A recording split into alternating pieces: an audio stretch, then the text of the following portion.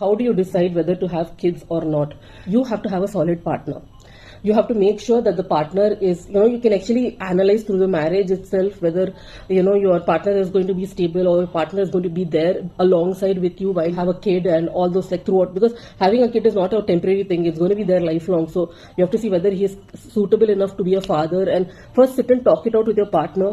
Whether you people want to have kids and how you want to go about it. And one thing is, if you think your marriage is failing, don't try for a kid.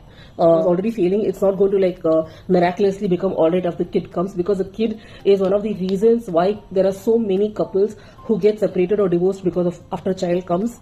As a psychologist, I've seen multiple cases of people when I used to go for internship that they want divorce or they don't want to live with each other after they have a kid, because they find out that some partner is lacking something from either sides, and also there is an emotional discord wherein there is no reciprocation, there is no love, because the kid is sleeping in the middle. Husband and wife have no privacy, no separate time to spend together, and if you're in an Indian household, you don't have any time for each other at all. Like child work, housework, this, that, there is no time for each other. So, there are a lot of couples who just cannot take it anymore and leave each other because of there is so much of emotional drainage and negligence in the relationship that people cannot take it anymore and divorce. So if your relationship is already failing, don't think that a kid is going to come and it's going to get miraculously saved. Go to a counselor, see if it can be sorted, then have a kid. If your cup is not full, as in you are not emotionally content or feeling loved or anything, you cannot provide that to your kid. No. You can't be depriving yourself of happiness and say that, oh, I'll be sacrificial and I don't want my husband to, show me love and I will live. No. At some point you will have a breaking point and sometime you will break, okay? A partner won't like it. Always mend the relationship or see if it's compatible enough to have a kid and then do it. And health is the main thing. Your wife and husband are healthy, then go ahead with it. A year before having a kid itself, start changing your diet, do exercises, do, routines. And a man's health can highly affect a kid. Go for scans and tests whether you both are having enough sperm count or you are having enough eggs, and what is the criteria, health issues that can come because of delivery or postpartum or pregnancy. Ask all these questions to your doctor and then be prepared before having a kid, because of course if you're asking me this question, it is going to be a planned pregnancy. Money and financial positioning in your life play a major role when you have a kid. If you're not financially sound, I'm not asking you to be multimillionaires or rich to have a kid. At least you should have something to provide for the kid. Every time you need money for things. Even money can be a problem between husband and wife. If you find out that the child is expensive, you people will have arguments, you people will have discord, all this is there. So see if you're financially equipped enough to have a kid. Money also plays a major role. And if you are a father, you need to start prioritizing. Make sure you prioritize your wife during her pregnancy, postpartum, and also the child. When it comes to prioritizing kid or the wife, prioritize the wife first, because the kid is not going to remember anything till the age of 3 years. The wife will remember for the rest of her life how you treated her throughout the pregnancy, postpartum. Women don't forget these things. They're undergoing the most emotional turmoil of their life. They're overwhelmed. They're in pain. They're in frustration. Everything is changing around them.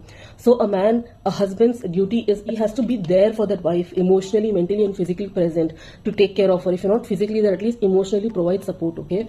That is really, really important. And always, as I said, prioritize your wife first. That your majority of your problems will be sorted then. Trust me.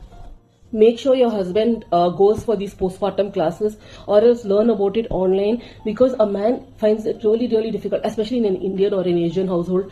Men are not equipped enough or taught enough in their childhood how to handle a woman during postpartum, because during postpartum your emotions, feelings, your thoughts, everything will be everywhere. Like it'll be placed everywhere. You won't make sense of it because you're handling yourself, the child, your life is completely shifted. Everything is everywhere. Okay, so a man doesn't undergo at all that much as a woman does. So your husband needs to know that. So you let him learn about it. Then only it will make your postpartum journey much worthwhile. Even I had postpartum depression. I used to cry. I used to be angry. I used to be frustrated all the time. Like, why am I suffering so much? I didn't understand everything, but later on everything starts to make sense, slowly. So if you are a woman, this is for you. You want to become a mother, forget about your freedom, forget about your sleep, forget about your body, forget about everything. You will have sleep, but it will be so interrupted, so bad, okay? Your body will change forever. You can't expect your body and face to be the same after you have a kid. You start aging quite rapidly after you have a kid. And also, your freedom and independence is gone. A kid desperately needs the mother. Father is also not that much important. A mother, so you breastfeed or formula feed, they need you, and it is very frustrating at times if you don't have help. So think of it that also, whether you have help, you have to hire a help, what to do and how to do and where to live and how to live. If you are hiring a help, see that the nanny is capable enough to take care of the kid, how they're going to take care, and provide details to the nanny, all that you can do. Or else if you're doing it alone, see how you can coordinate with your husband, how your husband can give you and the child time. And if you're living with your in-laws or with your parents, just decide how the relationship between you and your in-laws are and you and your parents are. If your relationship with them is not alright, you will have a lot of problems after having a kid, because they will have their opinions, they'll want you to follow their opinions, or you will want them to follow your opinions. It will cause a lot of discord. So think whether you want to live with them after you have a kid or not. So decide the residential place for the kid, what you want to do after postpartum, everything. You just plan everything in advance. People have this attitude that after a kid comes, we'll decide everything. Doesn't happen. You don't have time. You can't have freedom to go wherever and whenever you want to go anywhere. You have to plan in advance who's going to take care of your kid, how will your kid survive without you, will it be okay without you, will the people who that kid with, they can take care of the child well. All these things are very concerning. So you're in constant worry and distress. Parenthood is the most difficult but the most rewarding journey of all. And if patience is not your virtue, I will repeat that again. If patience is not your virtue, is not your cup of tea, cannot be a parent.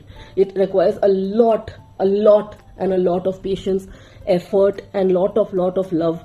And you have to be very, very gentle in your thoughts and the way you speak with the kid. Children are creatures of habit. They are like sponges.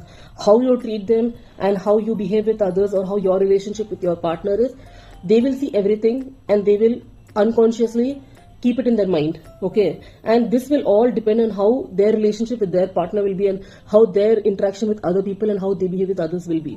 So you have to think, not once, 100 times before you talk in front of them or do something in front of them, because they're going to learn from you, okay? And especially you being a parent, you are the major source of impact for them. They're like, Acha, this is what my mother or father is doing, it's perfectly fine, I'll do it.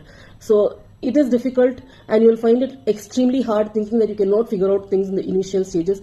But slowly and steadily, you will learn to know things about your kid, because you are a parent. You have given birth to that child. No one knows that kid better than you. If you found this video helpful, don't forget to like, share, and comment. If you have more questions, you can write them down in the comment section. Thank you. Bye.